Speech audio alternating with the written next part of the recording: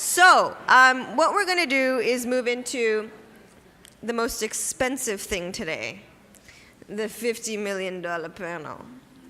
And if you're wondering why this is such an expensive panel, is because our panelists have aggregate raised that much amount of money. This is true. So we're pretty excited to have all these three wonderful ladies with us here today to share with us their experiences of raising money in this very interesting place that we're in called Silicon Valley, where nowhere else in the world are so many IPOs and acquisitions happening while the rest of the world is blowing up, literally. So I think we're all privileged to be here in Silicon Valley to experience this. And there's a fine art and a fine skill to pitching. So what I wanted to do was to explain to you, so that this panel is basically the three wonderful ladies to my right sharing their actual funding timelines of what happened, how did it happen, et cetera, and they have their own presentations, and I'll facilitate a few questions after that, and then we'll take a few questions from the audience. So does that sound good? Right? What? I was taking suggestions. Someone said something. I thought it was useful.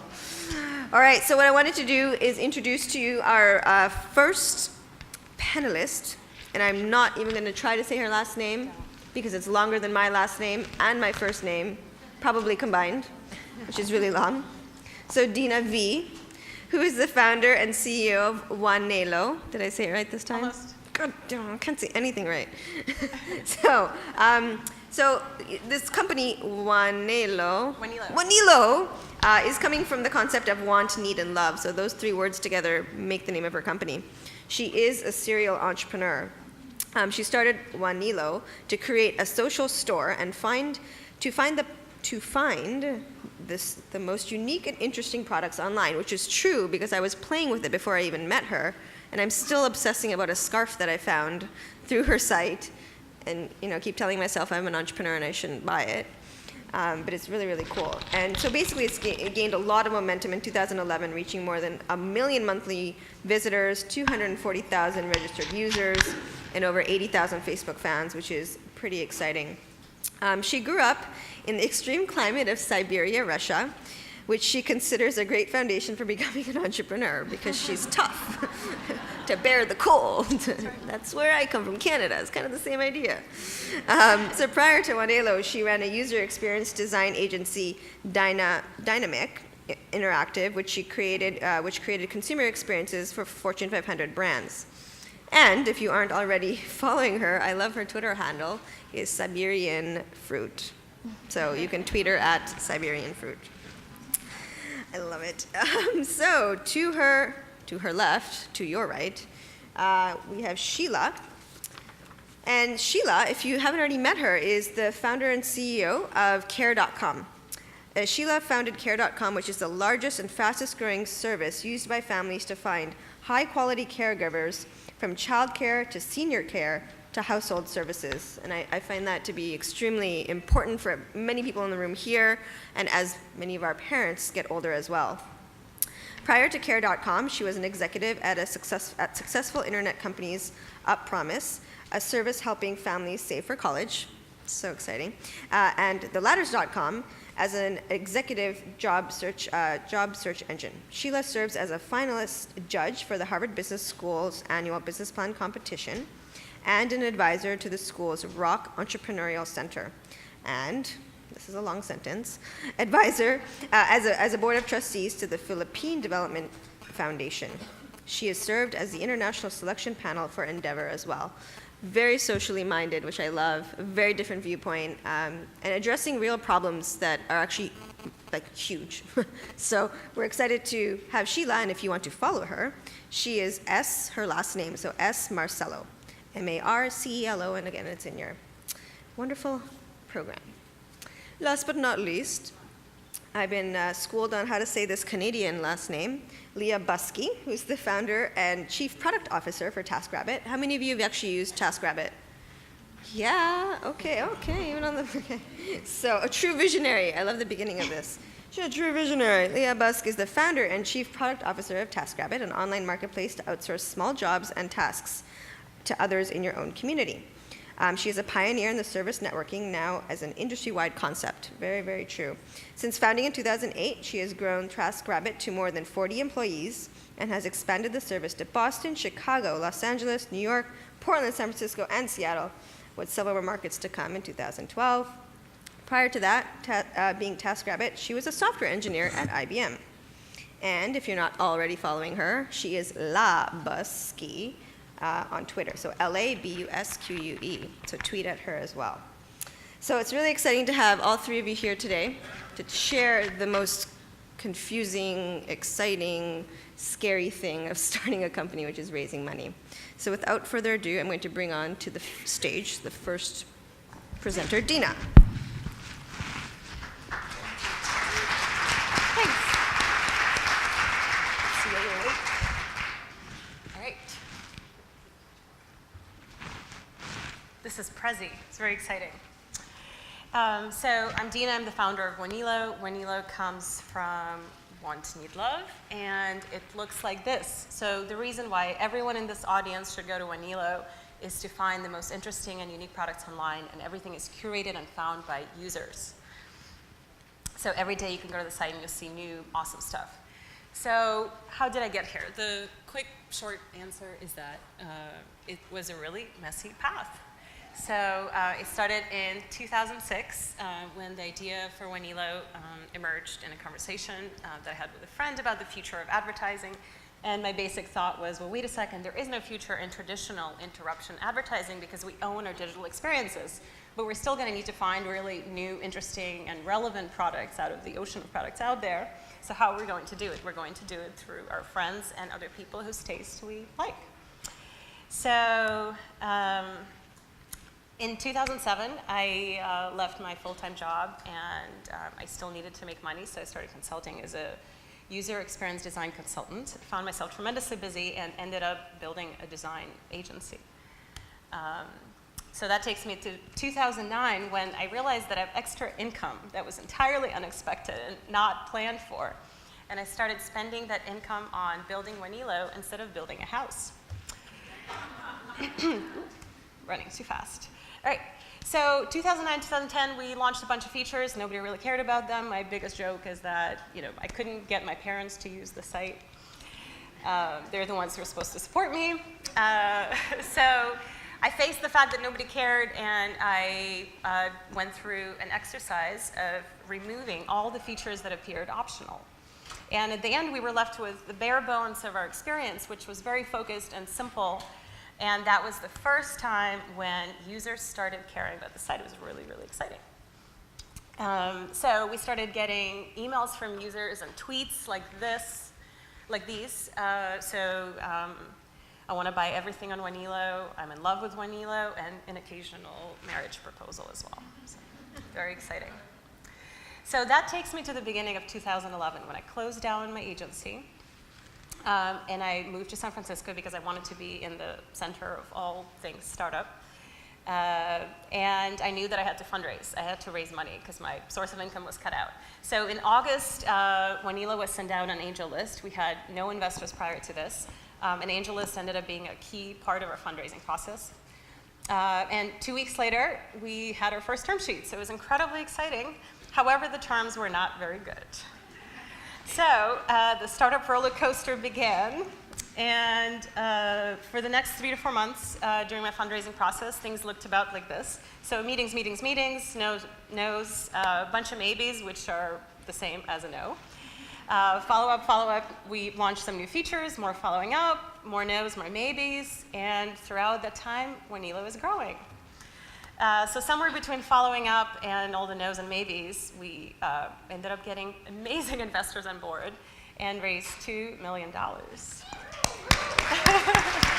Thank you. So many lessons.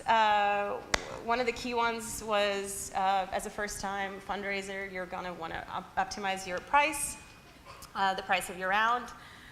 Don't focus on getting the right investors on board. Sometimes you can actually price good investors out of your round. So that was an interesting lesson. Keep going and expect rejections. So that way when you start getting them, which you will, it'll just be part of the process. Like ramp up your numbers, go for 30, 40, 50. And most importantly, make your own mistakes. You are never going to be ready, so just do it. All right. Thanks.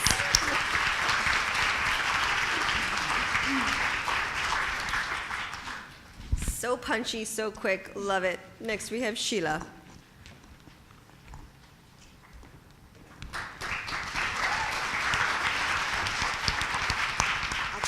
I'll try and make this punchy as well. Let's see. No, how do I get to mine? Escape.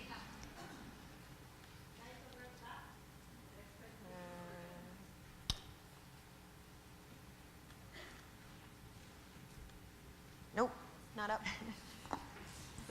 And I do have a Mac, so. All right.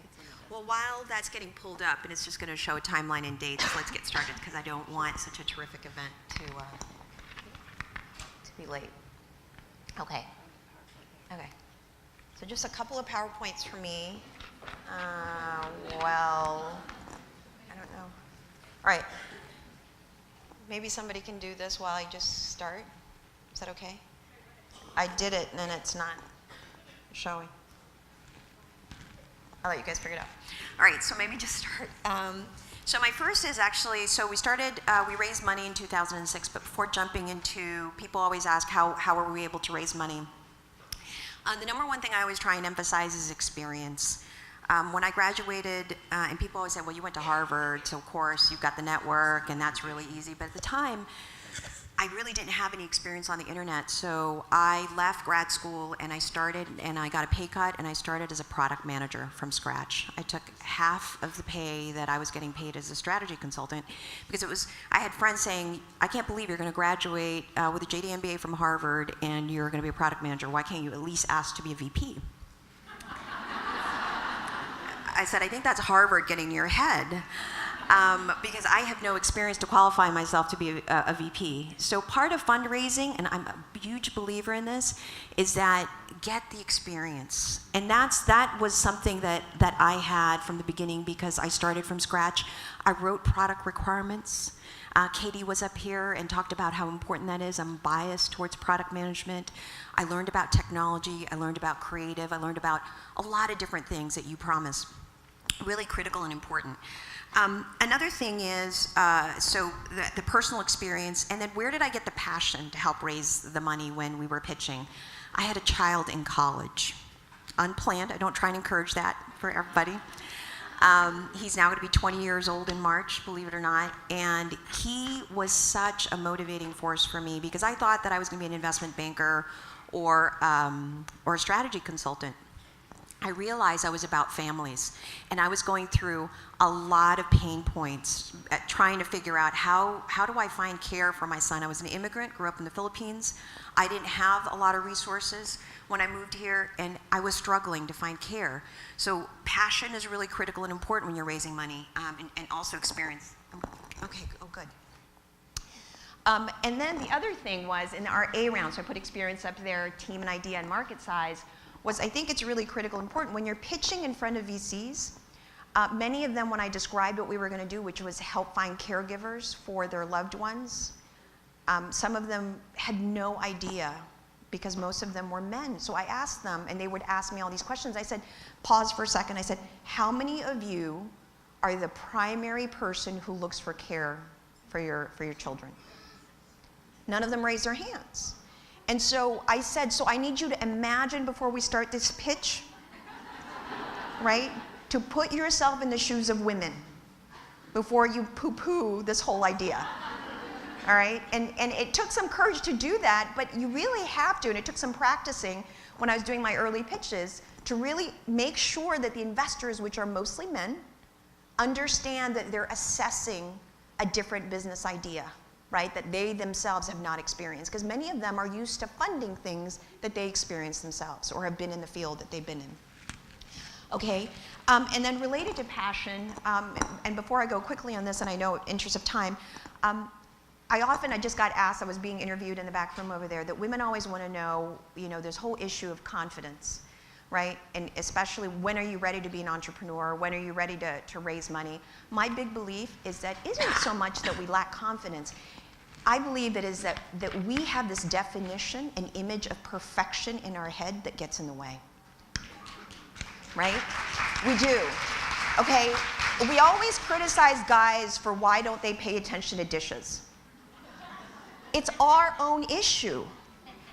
The fact that we can't do anything on a weekend, or the fact that I'm not ready to make a pitch, or I'm not ready for this, or I'm not ready to do that, is because we've got an image of a sequence of perfection in our head of where we want to get to and what we want to be.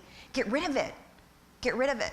Right? And it's going to give you so much more confidence and take risk when you present, and it's really important.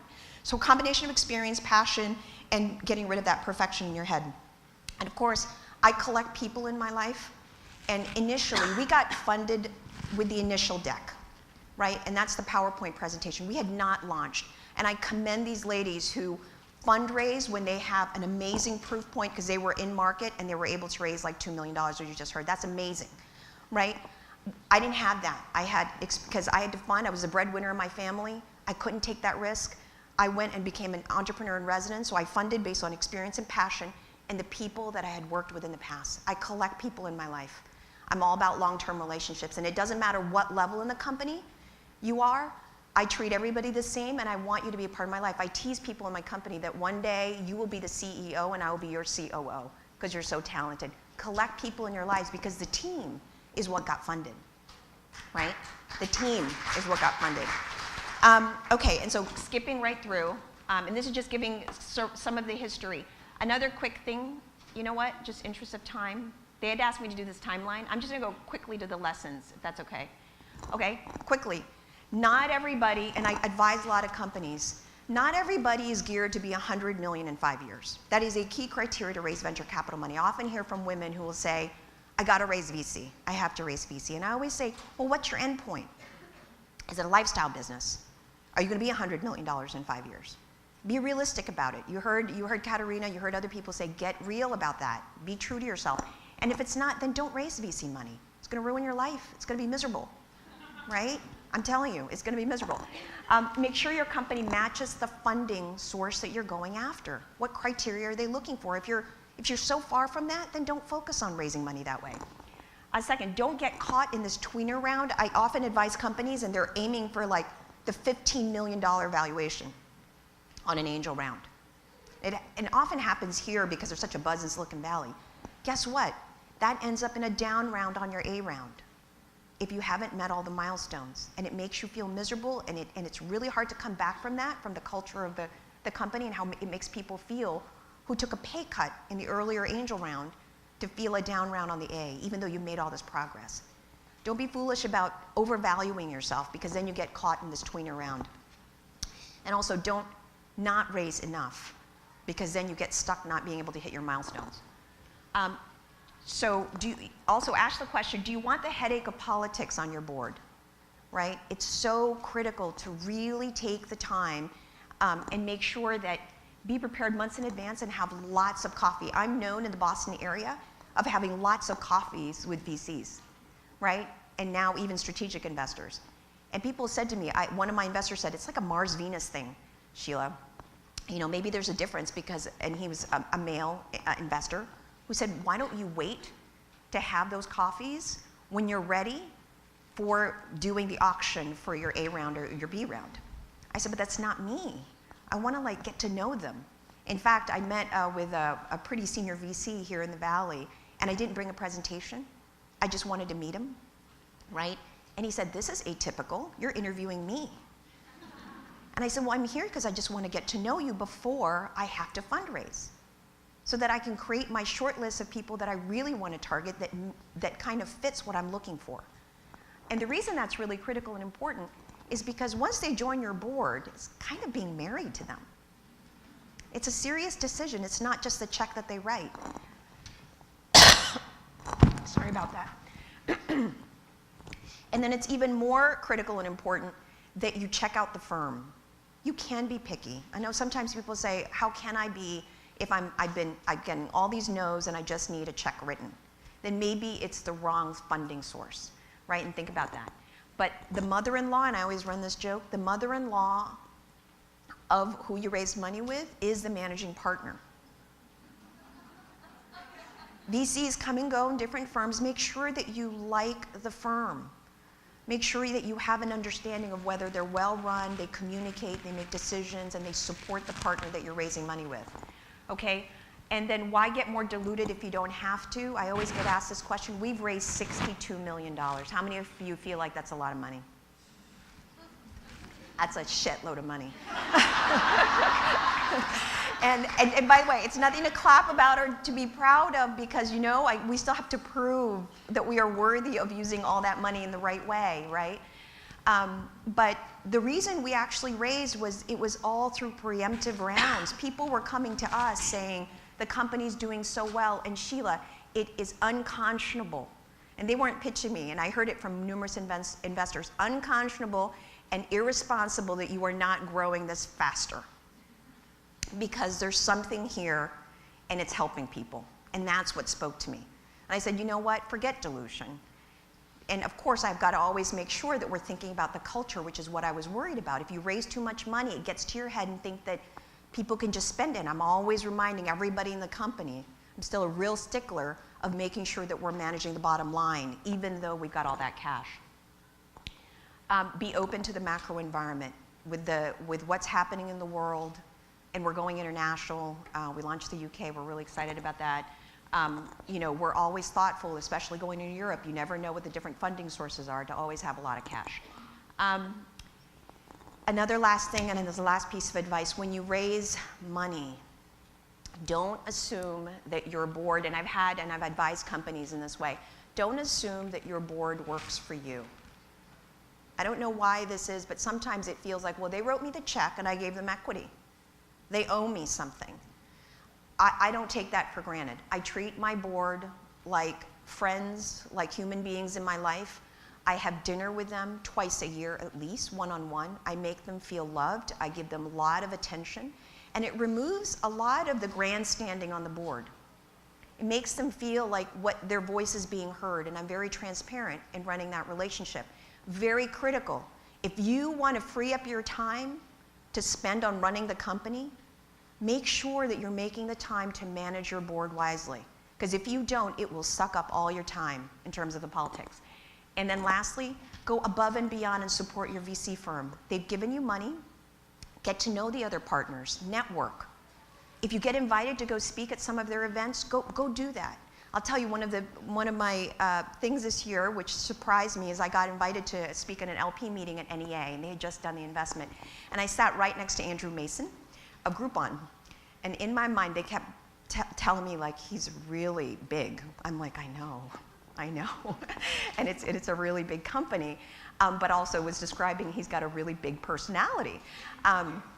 And I think it was terrific. And instead, I said to the audience, and I joke, I said, you know what, Andrew, you're in the pain business. You're in the pleasure business. I'm in the pain business. Kind of made people laugh in the audience with the LPs, but I said, that's what I'm focused on, to just differentiate who we are, right? But I did that to support my VC firm because they opened so many doors, and that's the end. Thank you.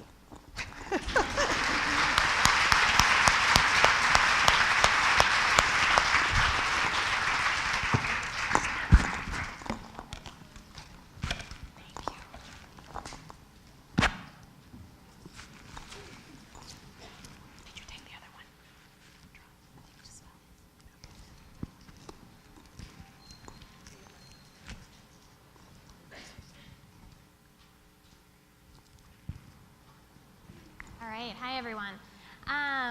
So my name is Leah. I'm the founder of Taskrabbit.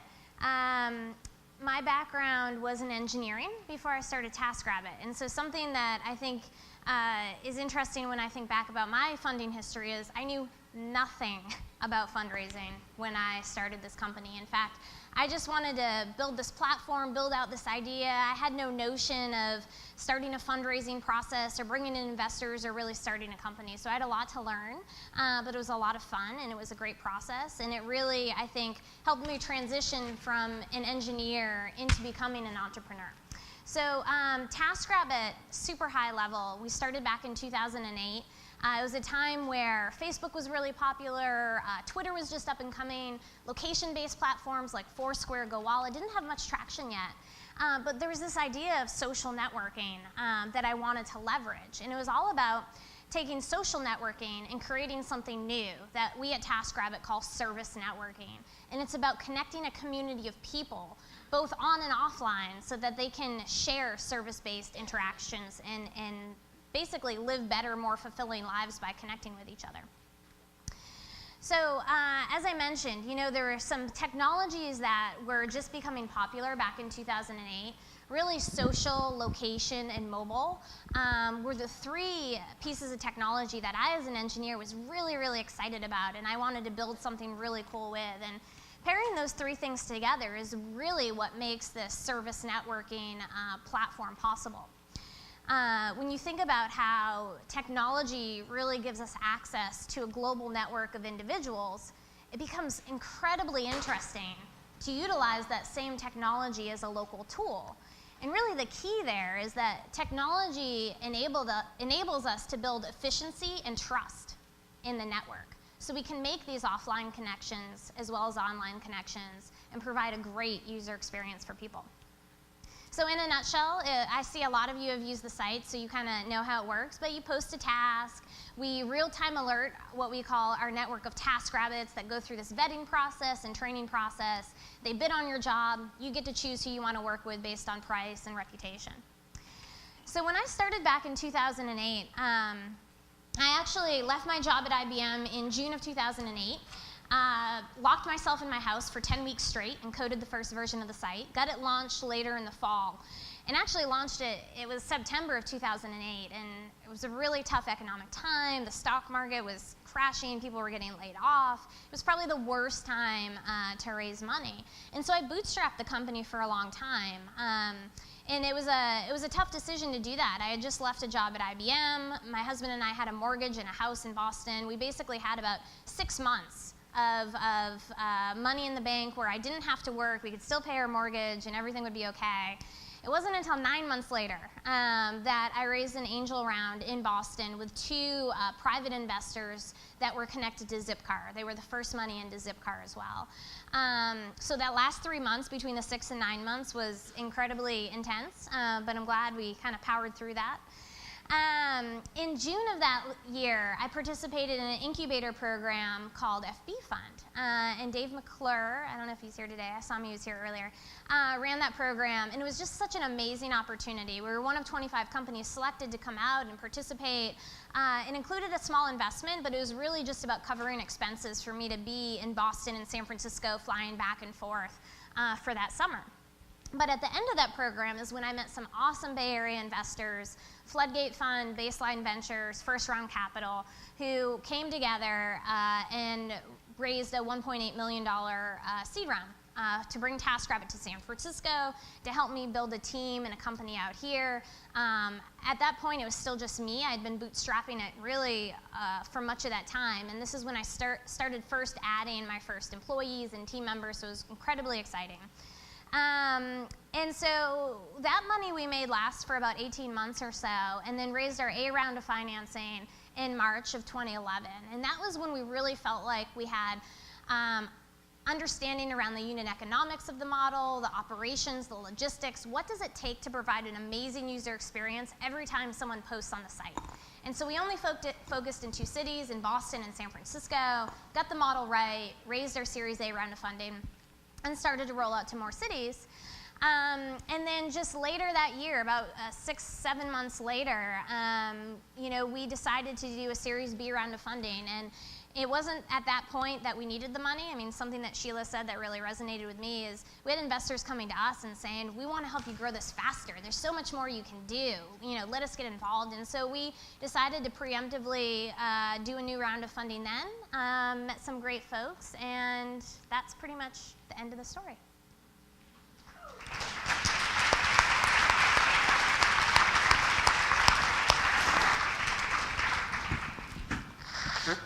Test. Whew.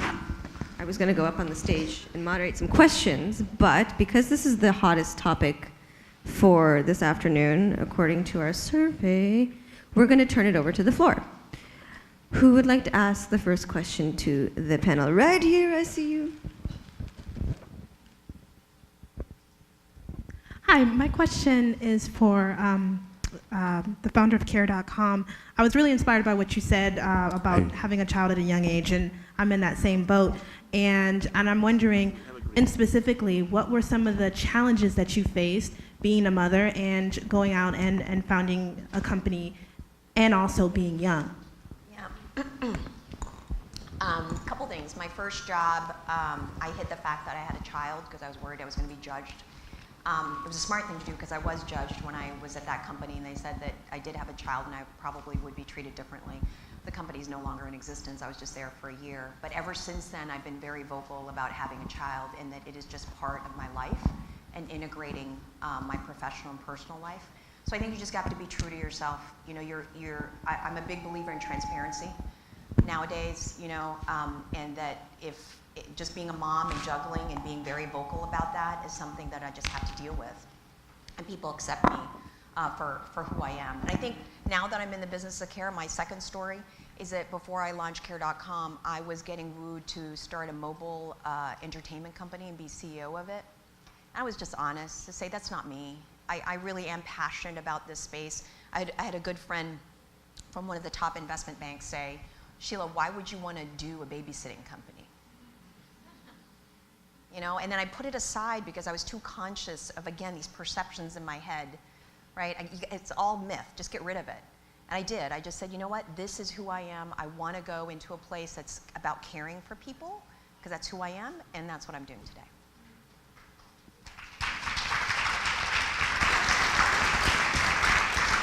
I have one here.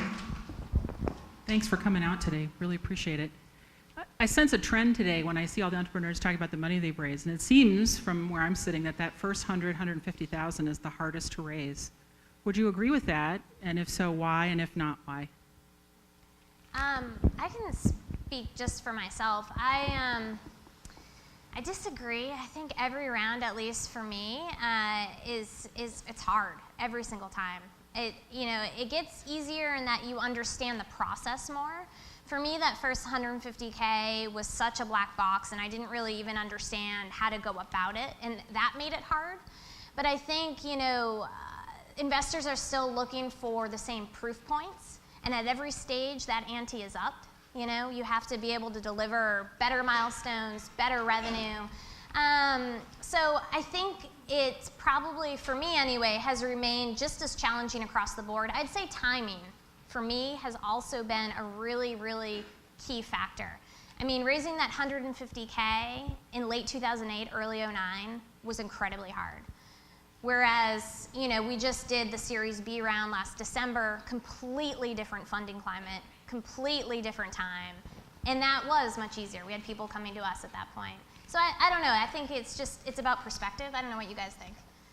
Well, having raised a single round so far, I can only speak to that. I think you mentioned a black box. I very much agree with that. So I very distinctly remember prior to starting out fundraising, I literally imagined it as a black box.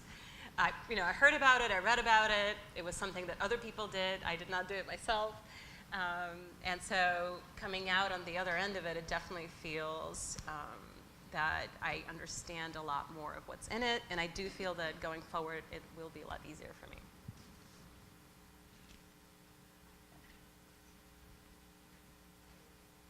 Test, sorry. One last question. Hi, Sheila. You talked about having lots of coffees in advance, and I'm curious how you framed the meetings with investors to pique their interest to meet with you. Yeah, I think it helped that I'm from Boston, and so whenever I was traveling to the Bay Area to say that, look, I'm going to be in the Bay Area for a couple days, I think that made people feel a little bit more open-minded in taking my meeting because I was coming all the way out. And I did frame it in a sense, and it may have helped that the domain was care.com. And so I think that sometimes they took the meeting and was just curious, like, wow, maybe what's this 4-letter domain? Maybe it's worth taking the meeting. I don't know. But I think it surprised them that I didn't come with a deck each time. The other thing I often would suggest is that we meet for coffee outside their offices so that then I can also manage expectations that I'm really wanting to network and get to know them and rather rather than pitch them. And then the last piece is I tended to research each of the investors, and so if I knew somebody personally in their network, not so much in their professional network, to say, oh, you know, I was at a dinner party with your cousin, or oh, I was, you know, so it became more of a personal conversation. And I always find that when their guards are down, you get a better sense of the person and what they're going to be like on your board anyways, right? Which is what I focused on, was really getting to know them as people. So I've been asked to take one more question. She's Shara? like persuading me here. Shara? Yes. Yeah, we have one in the back. One in the back. I've been overridden, sorry. Hi, I'm an entrepreneur and I'm developing a video game for iPhone. And I have a question that, as a developer, I'm almost done with 80% of the product. So my question is, at what stage do you guys think one should bring in other members as team members, other founders? I think it really depends on a lot of things. Looking back at my history, I built the first version of the site, got it launched, and started to gather data about user research and market research, and did people even want to use the product that I built, taking that feedback and iterating on it. From there, I had this, what I called a closed beta that I could take to investor meetings and say, hey, this is the product that I built, it's a minimum viable product, you know, I did it in like 10 weeks, but this is the user research and user data I have that's showing good indications of X, Y, and Z. It wasn't until we raised the seed round of funding out here in the Bay Area that I brought on other team members. So I was still doing all the coding during that time as I was fundraising as well, but I basically got the product to a place where I felt like it could stay for a while I was out fundraising. I think something that we'll all probably agree with is fundraising is a full-time job. There is nothing else you do when you are fundraising. So it was definitely tough to continue to work on product and fundraise at the same time. I'd say if you have to do that, you should probably bring in someone else while you're out talking to investors as well if you need to move product forward. I would also add, just be opportunistic. If you have good people to bring on board, then do. And one other thing to add, it depends on your product and how good it is, but if you find that a team member helps in the presentation in the way that the entire deck is presented, to say that it's this group of people working together and it looks for specific experience and talent, that's also very pitchable. Like I said, that's how we kind of pitched the company earlier on, even though we didn't have a product.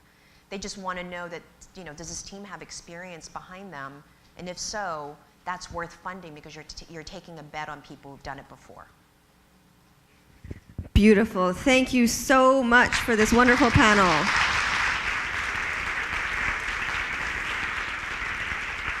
So I might have mispriced the $50 million panel to be way more than what I thought it was. So thank you for the most expensive panel again, and we'll see you next time.